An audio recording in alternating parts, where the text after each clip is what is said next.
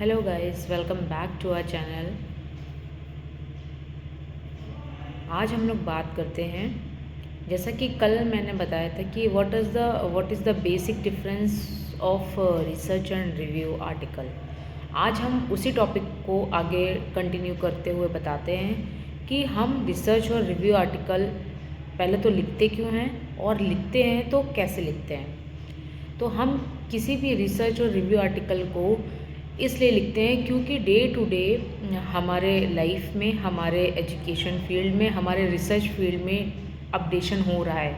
ठीक है, जैसे जैसे एरा चेंज हो रहा है, जैसे जैसे टेक्नोलॉजी बहुत एडवांस हो रही है, उसी बेसिस पे हम क्या लाइक वर्ल्ड में क्या साइंस रिलेटेड फील्ड में या किसी भी फील्ड में क्या नया चीज़ अपडेट हो रहा है, वो हम अपने मैन्युस्क्रिप्ट के माध्यम से लोगों तक पहुंचाने की कोशिश करते हैं for the benefit of society, for the benefit of education.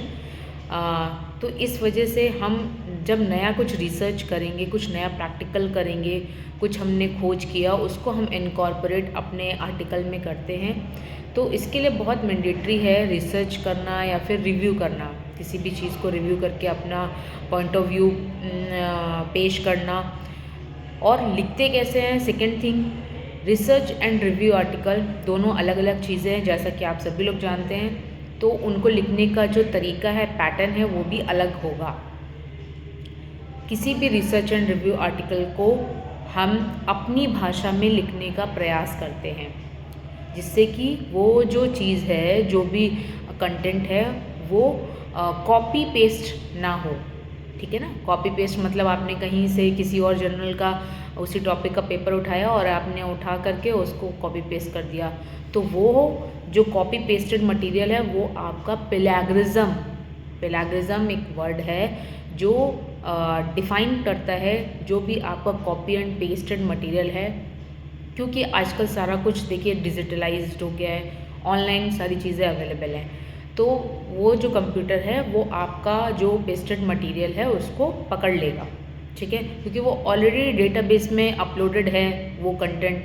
तो इसलिए जो भी आप रिसर्च या रिव्यू आर्टिकल लिख रहे हैं, जिस पे आपने प्रैक्टिकल किया है रिसर्च में, उसको इनकॉर्पोरेट अपनी भाषा में करने का कोशिश करें, जिससे कि वो प्लेगरिज्म फ्री मतलब प्योर कंटेंट हो। अगर प्योर कंटेंट होगा तो उसको आप अच्छे जर्नल में पब्लिश कर सकते हैं, किसी भी जर्नल को। दूसरी चीज़, आप कंटेंट, हम मैन्युस्क्रिप्ट किस लिए बनाते हैं, अपनी चीज़ को पेश करने के लिए जर्नल के थ्रू, जिससे कि वो जर्नल में जाए। अगर आपका कंटेंट वैल्यूएबल है, आपका प्रैक्टिकल वैल्यूएबल है, तो उससे लोगों को कुछ फ़ायदा हो, है ना। तो जर्नल का, हर जर्नल का अपना अलग गाइडलाइन होता है, ऑथर डिटेल्स होती है, जिनके अकॉर्डिंग आप अपने मैन्युस्क्रिप्ट को उन ऑथर गाइडलाइंस के अकॉर्डिंग सेट करते हैं। देन उसके बाद में आपका जो पेपर है वो जर्नल को जाता है, जर्नल उसको चेक करता है।